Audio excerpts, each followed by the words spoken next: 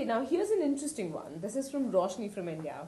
And she asks, can you give examples of how we devalue happiness because we believe that it leads to laziness or selfishness? Well, really? Or what? Happiness leads to laziness and selfishness. So she's asking, can you give examples Example of of how it. we Yeah, devalue it's true. So we have something called the Genie question that we ask people, and we tell people, okay, imagine a genie comes before you and then grants you 3 wishes. What wishes would you make? And very few people ask for happiness, right? Even though happiness is something that people consider to be a very, very important goal. So then we quiz people, why didn't you ask for happiness? Isn't happiness important to you? And people say, no, happiness is very important, but the reason why I didn't ask for happiness is because then they come up with all this, that I think happiness will make me lazy. If I'm happy, then why should I work? If I'm happy, happiness will make me selfish. That's where she's coming from. So one way in which this idea that happiness will make you lazy can make you devalue happiness. So in week 2 we're going to cover this idea of self-compassion. One of my colleagues at UT Austin, Professor Kristen Neff, she works a lot on this area of self-compassion, and basically what she finds is that a lot of people are very, very self-critical. They kind of beat themselves up. I didn't live up to this dream. I wasn't perfect here. I didn't help that person out when they needed, and so on. And we bring out the whip, quite a lot. And most people will recognize this, right? And part of the reason she says that happens is because we believe that negative emotions are very, very important to motivate ourselves. If I am nice to myself, then maybe I'm going to just be complacent. I'm not going to work. And so that's one way in which this idea that being happy is going to lead to productivity rather than laziness leads people to devalue it. That because happiness is going to make me lazy, it's going to make me complacent. It's not going to motivate me. I shouldn't seek happiness. In that sense, they devalue it. Also, I think that a lot of people, and I've seen this a lot in volunteering circles. So I volunteered a little bit, and sometimes I meet these people who show up. They'll show up at 4 a.m. at a soup kitchen, right? Or they'll drive like 50 miles to show up at a cancer center, but they'll be like really angry and frustrated with the rest of the world, right? And if you've volunteered at all, you'll know the type of person I'm talking about. Oh, yeah, So I think where they're coming from is that, look, I'm doing something really serious, and I'm uplifting the rest of the world and enhancing everybody's well-being. This is serious work, and serious work needs to be done in a serious manner, and that I can't afford to be happy. Happiness is somewhat selfish here. But I think that and again, I really, really appreciate that they're doing that, right? In some ways, maybe even what they're doing is even more appreciable because they're doing it despite the negativity. But at the same time, I also feel that what they're doing in the process is devaluing that happiness. I think that and work by Adam Grant and other people that people who have seen week 3 will know, show that over time, if you're frustrated about the fact that you're helping out other people, or you're angry and you're still doing it, you're going to get burnt out. You need to take care of yourself in the process of helping other people out, and the way to do it is to nurture your own well-being as well, and that's what is going to give you that buffer to be able to also devote your attention to other people. So I think that I've seen evidence, at least in a lot of my interactions with people, and also a little bit from my studies, that both of these go on. That people hold this view that happiness will make me lazy, and therefore I need to beat myself up, and that if I'm happy, then it might lead me to be selfish, and therefore I need to be like, not very happy with myself and the state of the world. Only then will I be motivated to kind of work and help other people and not be selfish. So it does come in the way of valuing happiness. That's a very, very interesting paradox. I think just, being afraid of being happy, it goes against the grain of, popular thought that happiness is like the panacea we're all looking for. But it's a very interesting take. The next question we have is from Barbara Knoll from the US. And she's asking, could you elaborate on why it's important to keep a journal? Yeah, so in my classes that I teach at ISB and at McCombs, I have the students maintain a journal for the period of, at McCombs it's 3.5 months, semester long, and out here it's a term, which is a month. It's a very, very important thing to do. But in this course, it's we just decided that it was going to be logistically difficult to keep track of whether people were maintaining journals. And so we decided to kind of take it away as one of the required things that people have to do. But nevertheless, I did encourage them to keep a journal. And the reasons, there are two big reasons, I would say. One is, and we'll see this more when we get to week 6, in order to be happy, I think that it's very, very important to be self-aware. It's very, very important to understand what your nature is. Why are you thinking the set of thoughts that you're thinking? And from where are those thoughts emerging? And you'll discover that a lot of those thoughts are based on goals and desires that you have that are propelling those thoughts and the emotions associated with them.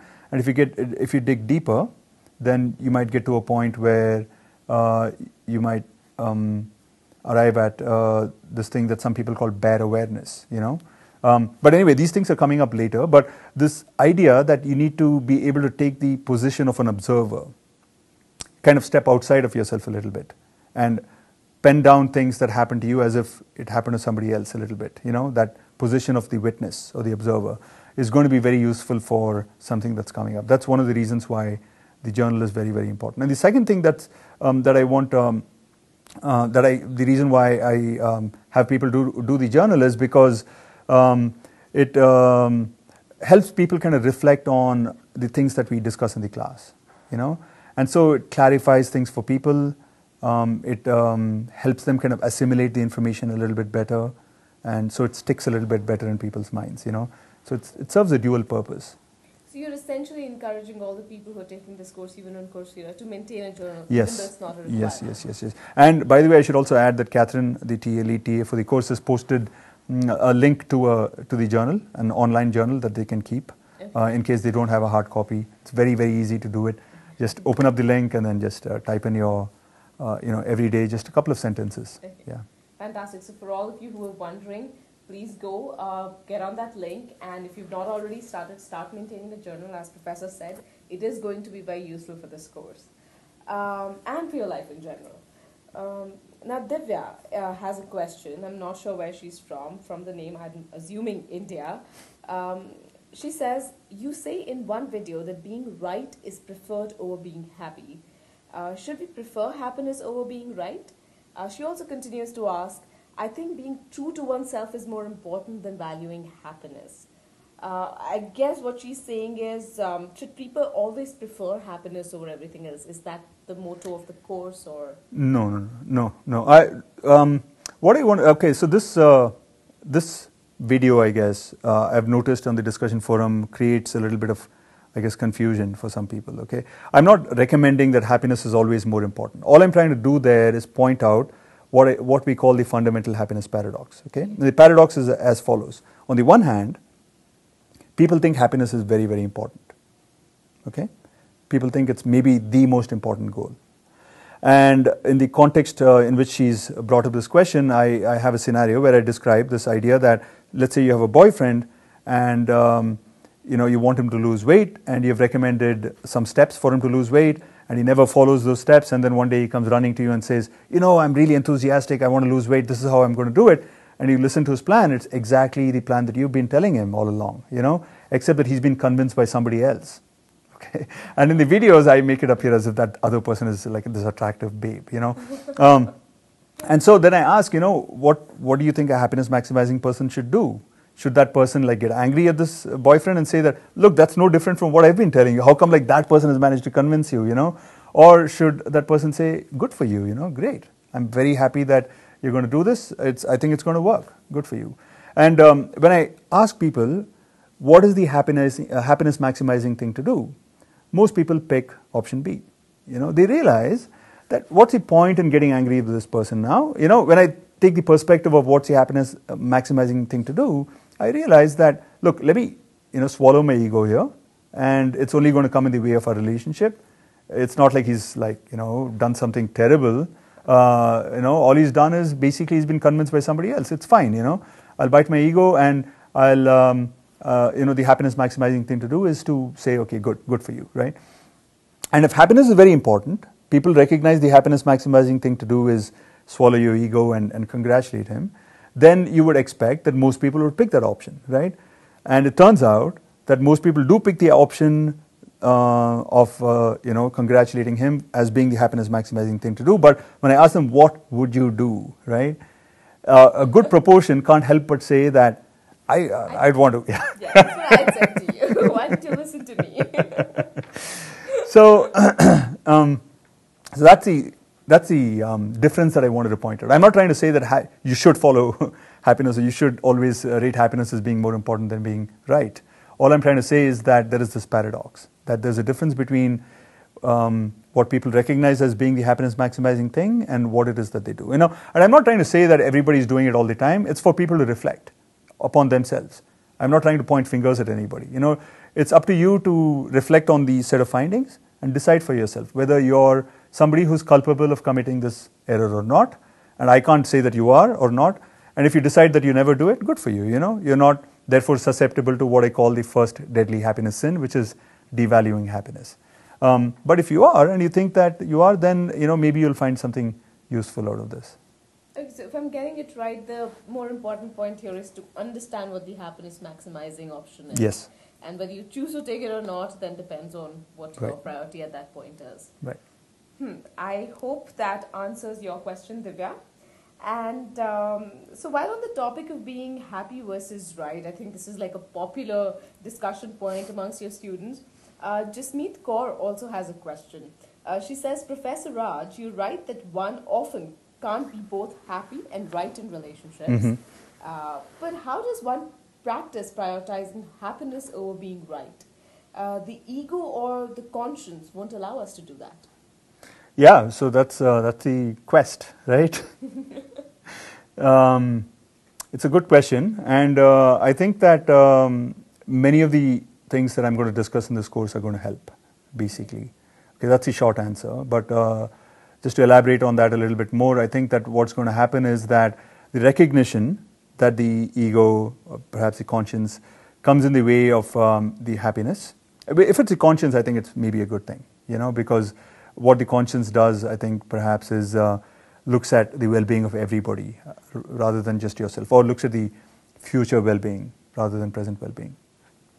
But as far as the ego is concerned, sometimes the ego can be right too, I think. But so long as you recognize what's going on and you're aware of what's going on, then you're more in control of the situation, and then you can kind of take a more informed decision or judgment. And that's the aim of the class, is to provide you with a 360-degree view of everything that's going on inside and outside of you, so that you're more self-aware.